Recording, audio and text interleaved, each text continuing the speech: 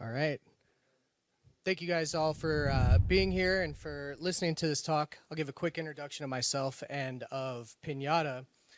So my name is Justin Hunter. I'm the head of product at Pinata. Before I dive into Pinata, show of hands, has anybody here heard of IPFS, the Interplanetary File System? Cool. That makes it a lot easier for me, but I'm still going to explain it. We've got a live stream going, so I'll explain what it is. Pinata is essentially the media backbone for creators. We're built on top of IPFS. What that means is we make IPFS easy. IPFS is a peer-to-peer storage protocol, which means that you can run a IPFS node, you can store data on that IPFS node, and it's broadcast to a public network, meaning anybody can access it. It's not always easy. There are tools that make it easier, but Pinata's goal is to make it just a no-brainer. Very easy for any creator, any non-technical person or developer to use IPFS. Pinata's been around since 2018. We started very much as a developer tools-focused company, building APIs on top of IPFS to make it easier. The story I like to tell is the only reason we ever had a web application is because our CEO, Kyle Tutt, is non-technical. So he went to our CTO and said, hey, I can't even use our product. Can we build something here so that I can actually use it? Turns out people liked that. People liked the web interface. People liked the ease of use. And so we still very much support developers. I hope developers here at the hackathon this weekend end up using Pinata's APIs. We'll talk a little bit about that. But we're also leaning into the non-technical creators, making our web application just very easy for everyone to use. So today I'm going to talk a little bit about NFTs, how Pinata is involved with NFTs, and then specifically how you can use NFTs to unlock media experiences, not just a Discord channel, but an actual full-blown media experience. Before we get into that, I think it's important to understand why Pinata has a unique insight into the NFT space. We don't have a token. We are not a blockchain. IPFS is not a blockchain. Pinata is always focused on the media. By being focused on the media, it allows us to see things, in a different light. The tokens, whether they're NFTs or other tokens, the blockchain level transactions, this is all very important stuff. But for us, we care about the media. We care about the images, the videos, the audio files, 3D. We care about making that performant and reliable for everybody in the space. And so we tend to think about things a little bit differently. When we're thinking about NFTs, we're not thinking about, well, where is the file stored? How long is it stored? We know the answers to those questions. We're thinking on a grander scale. We're thinking, well, how do we take a 1 gigabyte 3D game and make it play in the browser? How do we do that as an NFT? How do we help musicians sell their audio, collect royalties, give ownership rights? How do we do all of that from media first? So I think that gives us some unique insights into the space. It allows us to sort of stay ahead of curves, and that's one of the big things that led to what you're going to see here when we talk about Pinata Submarine. So Pinata, because we have always focused on the media and we try to stay ahead of these curves, as I mentioned, it's allowed us to capture a huge chunk of the NFT market. We wrote about NFTs really from when the company started back in 2018, kept writing about it, kept building for this space. And then in 2020, when things started to take off, we were already there. We had the content, we had the tools, we had the APIs, we had the web app, right? We were already there. That allowed us to capture, and this is not hyperbole, 80 to 90% of the entire NFT market. That includes some of these companies that you see here on the screen, which means we've got marketplaces using us. We've got profile picture projects, 10K projects using us. We've got individual artists using us. We've got people that have never touched a blockchain, never touched IPFS, coming over and using Pinata to help get their feet wet in the space. And that's very important to us. We build from that level up to the people that are very technical, already know the space. Because we've captured so much of the market, we're doing serious volume. We have a product that we're going to talk about here called our dedicated gateways. I mentioned this kind of in passing at the beginning. When you serve content through IPFS, it's served through what's called a gateway. That can be a public gateway. It can be a IPFS node that's running on your computer or in your shoe closet, wherever you want to run it. But you can also have dedicated gateways through Pinata, meaning you get your own and you get performance benefits. These numbers are from February, I believe. We don't have the March numbers yet, but in February, we did over 2 petabytes of data transfer through these dedicated gateways through 2 billion requests. So we have a lot of people storing a lot of data, of course, but then we have a lot more people retrieving that data, making requests for that data. That can be on a creator's individual website. It can be on an NFT marketplace. It can be in the wallet app that's on your phone, right? When you're pulling up your NFTs, that's fetching from somewhere. So we focus very much on making that experience as good as possible for literally everyone. And it's a moving target. I've talked to people about this. As we get larger files, as we get more creativity into the space, we have to try to stay ahead of those trends, meaning if somebody's storing a, I don't know, 25 gigabyte video on Pinata, on IPFS, how do we make sure that that video plays back instantly? How do we give YouTube level performance to the Web3 space? That's our goal. That's what we've been building with these dedicated gateways. We've also been experimenting, and again, we're going to come back to this unlockable media concept. We've been experimenting with the concept of both open and private data. So we talked about this at the outset. IPFS is a public media network. When you put content on IPFS, it's public. We have a warning when you first sign up to the account because a lot of people, or sign up to Pinata, because a lot of people don't know this. We need to tell them, as soon as you upload something, just like with a blockchain, that data is public. The information is public. People may not find it, but it is technically out there. And that's important. That's important for NFTs. It's important for a bunch of different reasons. And that's the natural design of the actual protocol itself. Protocol Labs built IPFS, built the peer-to-peer network. The design of it is that that data is public. Anybody can access it. Anybody can grab their data from any IPFS gateway, not just one that Pinata runs, not just one that you run. And that's important.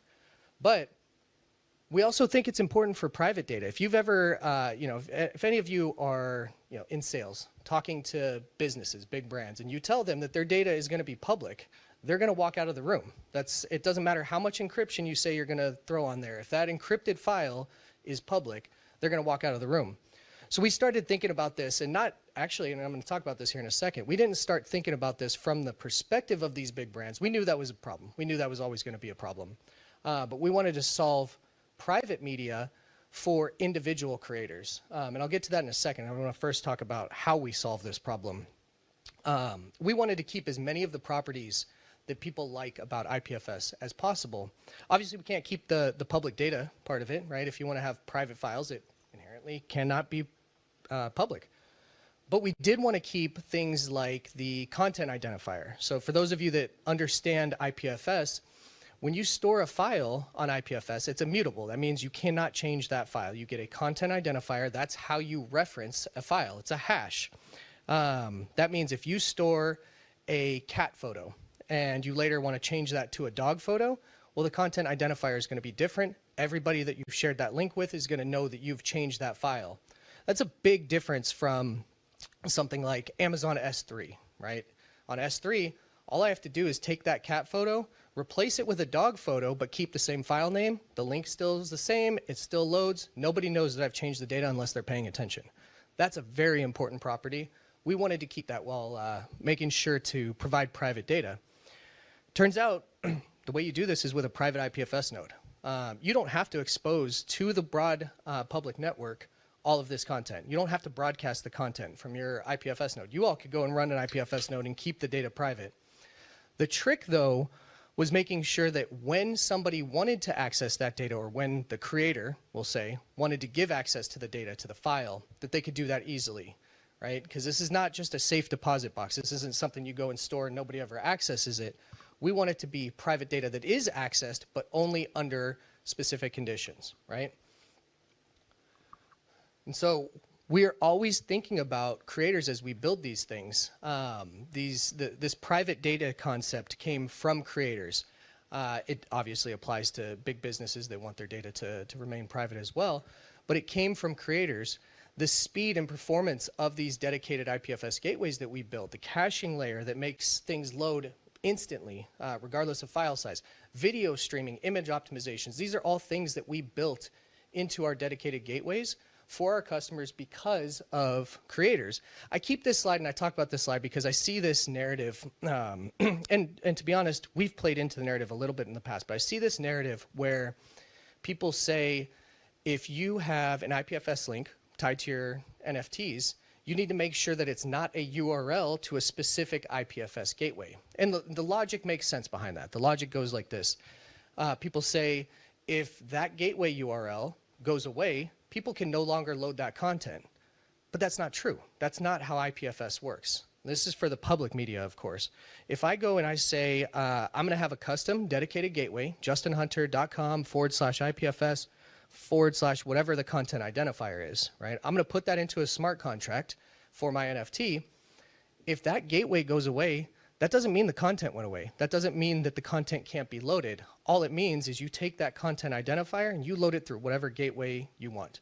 The way I think of this is what a creator puts into their smart contract, if they're using IPFS, is a suggestion. They're saying, hey, I have this thing, it's very fast. You load it through this gateway, it's going to be very quick.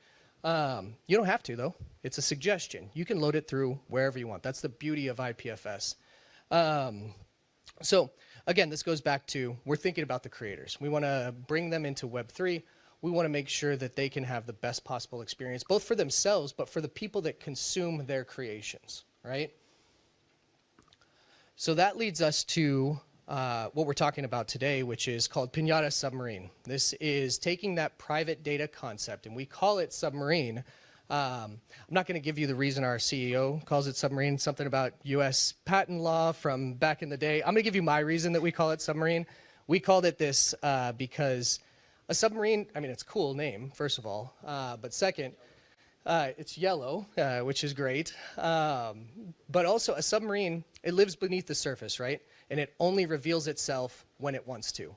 That's very similar to the way that we want this private data concept to work.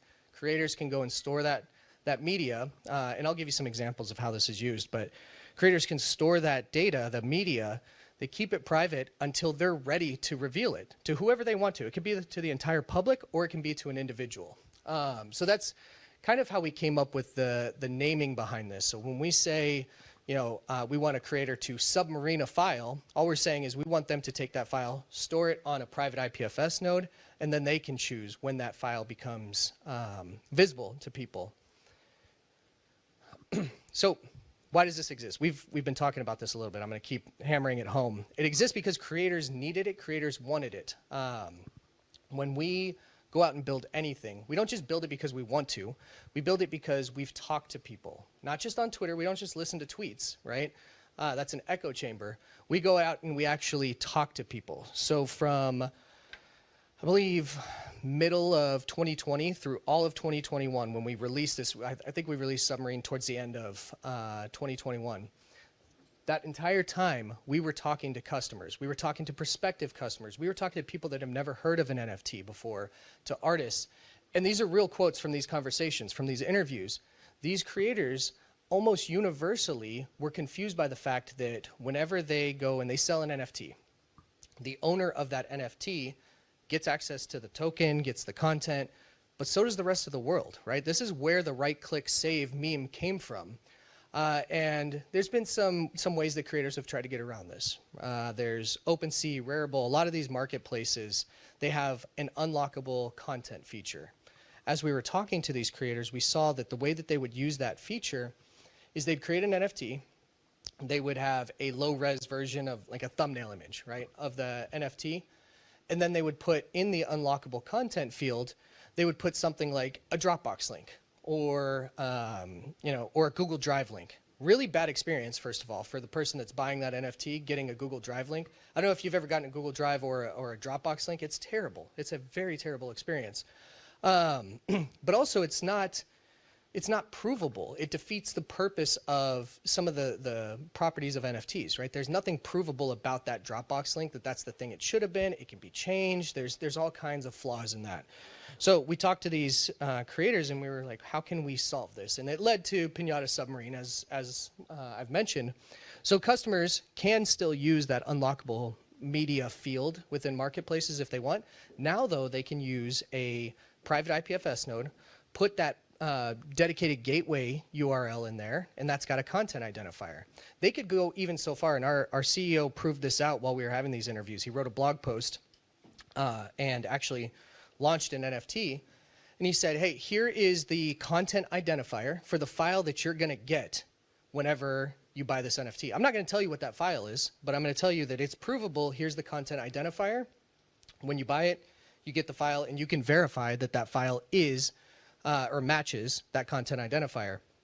We've expanded that proof of concept into what creators can use every single day with their NFTs. But it wasn't just creators. As we started building this, we saw, because we talked to them, big projects in the NFT space building these token-gated communities.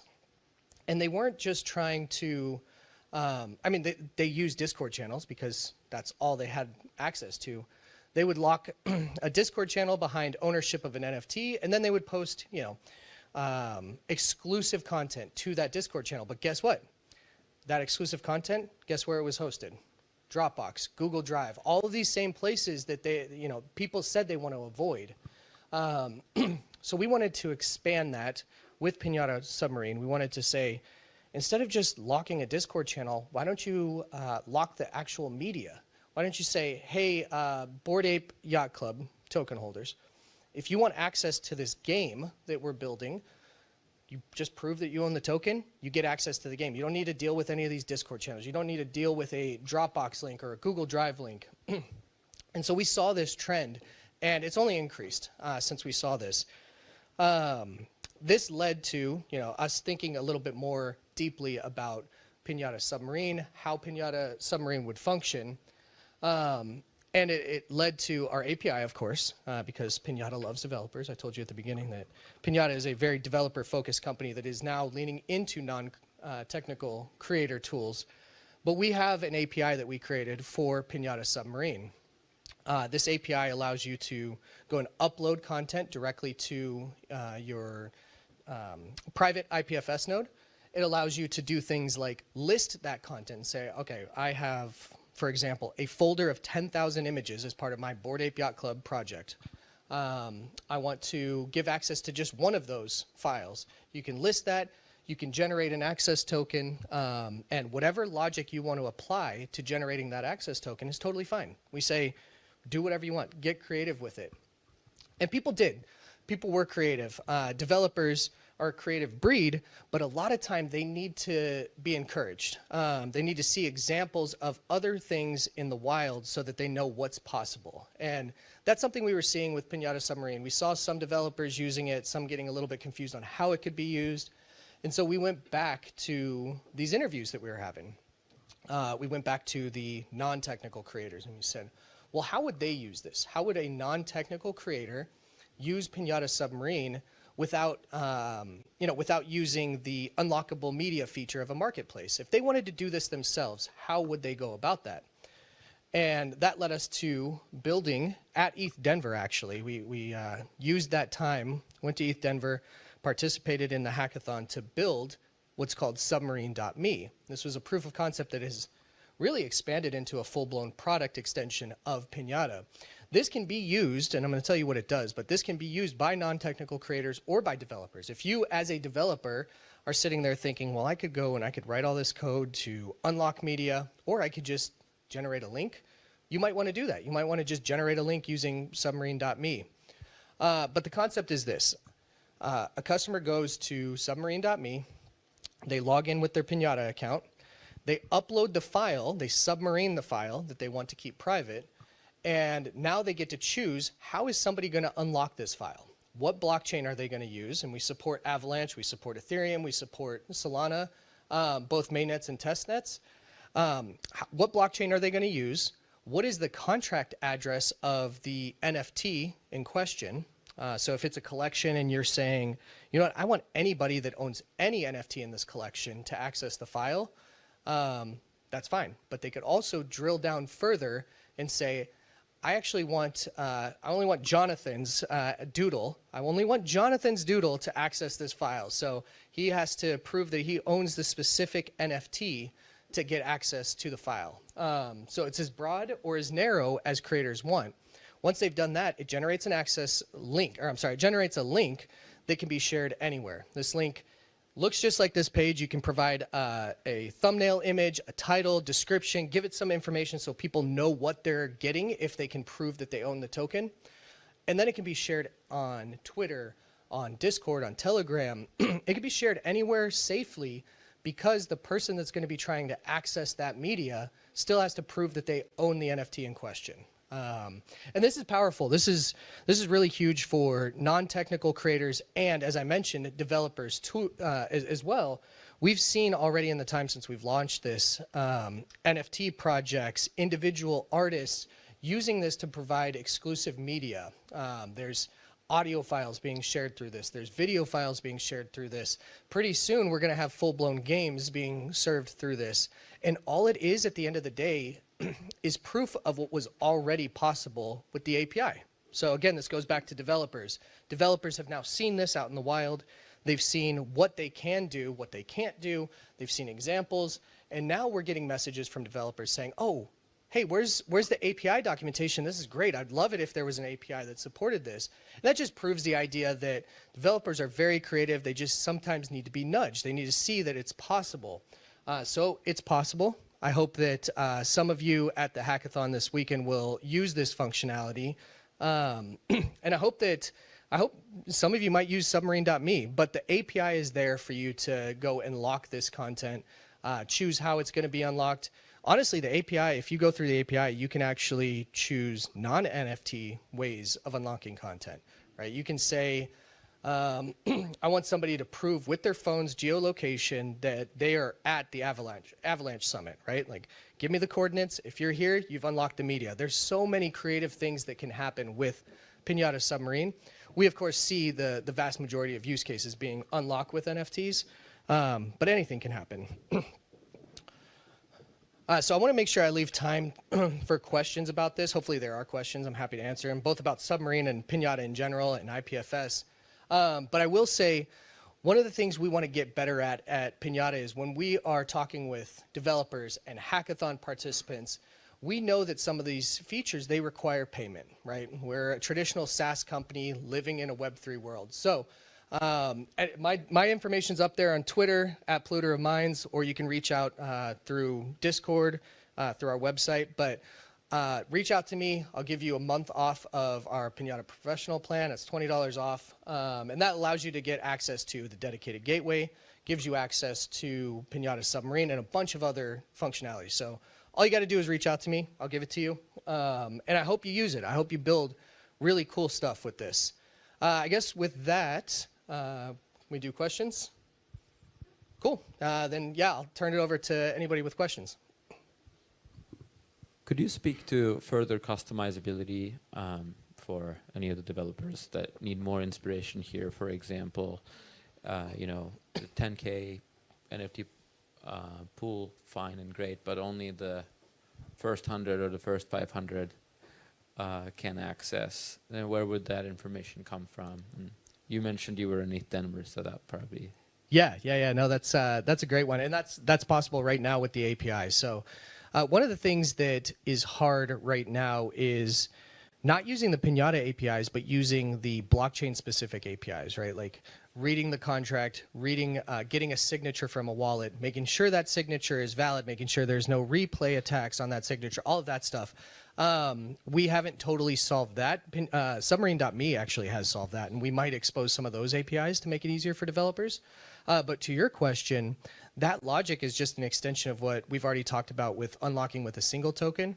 You just set an array of token IDs or a range, whatever you want it to be, which is interesting. I like that idea, but I also think there's a lot more interesting things that can happen. Let's say, and I take this from a gentleman that works with a lot of musicians. He builds cool apps to help them with their launches. One of the apps he built a while back was an app where you could only listen to the song if your eyes were closed. You used your phone, used the webcam, made sure that your eyes were closed because the idea was you should be focusing on the song. The song would stop playing. There's cool things like that you could do with Pinata Submarine. You don't have to be, I mean, I guess for that one you have to be a developer, but this is just an example of some of the things that you can do to unlock media. Doesn't have to be NFTs, I guess is my point. A question here. Thank you for the presentation again. It's really great. Two questions I have. One of them is like, how is it possible to have a private data storage and decentralization at the same time? I want to learn more about that, actually, the private network IPFS there. And the second is that, can we do like ACL more detailed, like, give access to particular account because they have some token or something like that, Yes, great question. So the answer to your first question is it is not possible. That's the trade-off that you're going to make. So if you want private data, it's not going to be decentralized. I know there's people out there that are going to talk to you about zero knowledge proofs and things like that. That doesn't apply to media, not in the same way at least. There might be encryption. I mentioned at the beginning of my talk, businesses and most people in general are still not going to be okay with an encrypted file living publicly. So that's a trade-off you make. And personally, we think that that's fine, right? You don't have to have private data. If you want full decentralization, continue doing the public media route. That's totally okay. So easy answer is it's not possible. The second question is additional access controls. Very easy. It can be, like, it doesn't have to be an NFT. If you want to have an access control based on an ERC20 token, right? Let's say a DAO's governance token is a good example of that. Exact same logic that I'm using in my examples here for NFTs can apply. But also, you could do just basic wallet address allow listing, right? You could say, I want a wallet to sign a message. Once that wallet has signed a message and I've verified it, now it's on a list. That list can be stored wherever you want, but you just check that list, and if somebody with that wallet signs another message, there's a bunch of different access control mechanisms that you could use. Yep. Hey, amazing talk. First of all, my question is, could it be possible to lock the media again once it's unlocked, just in terms of playing with the NFTs? Yeah, great question. So it actually does automatically lock. With the example of submarine.me, we just took care of behind the scenes the access period, but I believe it's an hour. But when you're using the API, you can set the access. Like, you could set that to 1 second. That means as soon as somebody has accessed it, they're not going to be able to access it again. The challenge, and I think the follow-up question is, well, what happens if they download it? What happens if they take a screenshot? What happens if they right-click save? That's beyond our digital rights management. That's a problem that even Amazon and Apple struggle with today. So we're not going to have the ego to say that we've solved that, but we have solved the the timing portion of that. So. Hi, sorry. Over now, I am building something about between a metaverse, and it's a really an issue for developers to decentralize an entire metaverse and all that that includes between NFTs, gaming, and those interfaces. Do you think it is possible with Pinata? Yes, so we actually have quite a few metaverse projects building on us. Many of them are, doing the public data part of this with IPFS. A couple of those would be Cyber, if you're familiar with Cyber in the Ethereum space. Actually, CryptoVoxels is the first one that comes to mind because it's been around forever. Most of the assets in CryptoVoxels are stored on Pinata through IPFS. But we also have some newer projects that are using the submarine capabilities. I won't say the name of the project because I'm not sure if it's live yet, but there's a metaverse, an audio-based metaverse that is using Submarine to unlock an experience. So you get into the metaverse and you want to be able to unlock a musician's file in one of the rooms there, use Pinata Submarine, unlock it based on ownership of a token. I'm not sure exactly how this project is doing it yet, but there are examples of that. Thank you very much. Yeah. Hello. Great talk, by the way. Thank you so much. Simple question, like, is there a reason why you guys went with IPFS and not the Arweave? Arweave didn't exist whenever we started, so that was the first. That's the first reason. But also, there's an interesting. First of all, Arweave is great. I think that people should have the option to go and put content on Arweave, keep it there permanently. but not everybody wants their files to be permanent, honestly. So I was giving a talk at a college campus, and it just reminded me that college kids are often dumb. They say dumb things, right? Imagine a tweet or a blog post that you wrote when you were 18 years old, has some really bad logic because you're still developing. It's there permanently for the world to see. Some people might say that that's fine, that's okay. I'm of the belief that if that deserves to stay alive forever, let somebody else preserve it, right? It's the difference between preservation and permanence. And so while Pinata is technically storage agnostic and we could integrate Arweave really any day, we're waiting for two things. We're waiting for market demand for that, but also waiting for more performant experiences with Arweave. If you go and you load content from Arweave right now, it's pretty slow. And our whole goal is not just storage. Storage is sort of like the entry point to everything. But our whole goal is making sure that the media is then served back to the end users with the best possible experience. And you can't really do that yet with Arweave. So those are the two reasons why we're holding off right now. Since you're launching or supporting artists on different chains, and Chainlink is soon launching a new product of cross-chain, do you think it would be possible for artists to collect royalties from all the different chains and then share them through all their supporters through the integration of this technology? Or is Pinata just really focused on like one chain? We're definitely not focused on one chain. The reason I hesitate to say yes that this technology will solve that is, a couple of reasons. One, people can always go and use a marketplace, and that bypasses those royalties, right? Those marketplaces have their own contracts, and those contracts are what decides the royalties, right? You set it, but you could set it differently than what the creator or what the creator's website might have set it at.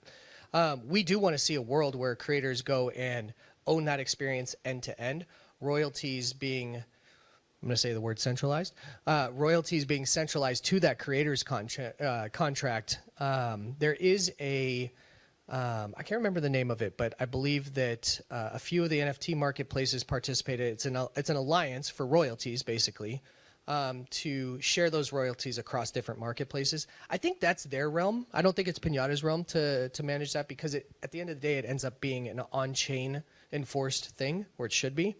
And Pinata is blockchain agnostic. We don't have our own smart contracts. But all of that said, we do want to see that world. And if Pinata Submarine can help enable that world, I'm all for it.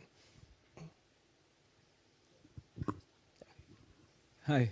So I arrived late, so maybe you have talked about what I'm No going to worries. ask. So I am not an artist. I am a psychotherapist, and I have a center. So what I am going to ask is not my business. So, but I am a photographer. Well, I like photography. I have nice photographies from festivals like Burning Man, which I think a lot of people may want to buy. Yep. So how long it will take me from having the pictures to create the NFT? How many time?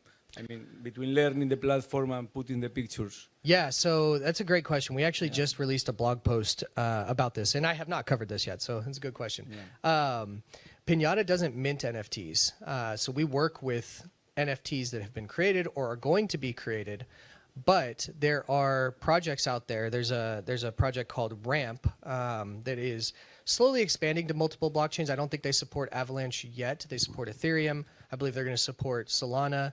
But Ramp is one example of R-A, Ramp, like Ramp, yep. So Ramp allows non-technical creators, so a photographer like yourself would be able to go onto Ramp, launch a smart contract for their NFT, mint NFTs, all in a matter of minutes without writing a line of code. And it integrates with Pinata. So then your content, your files are stored on Pinata. And then you could take that a step further and start using the submarine.me app, which doesn't require any code, to say, okay, cool, you've bought one of my Burning Man images. Now, if you prove that you own that NFT, I'm going to give you another one, or let's say you go to a different festival, Coachella. you're gonna give your Coachella photos to people that own your Burning Man photos. You could do that all without writing a line of code. How long it takes? Probably first time through is going to take you a little bit of time, but as you do it more, Yeah, I mean, I guess we've got employees at Pinata going through this just to prove it out, non-technical employees at Pinata, and it's taking them, a day to figure it out still. But I think these tools are going to get better and better. And Ramp is just one example. There's others out there, like Manifold is another project that lets you do this without writing a line of code. You can mint your NFTs.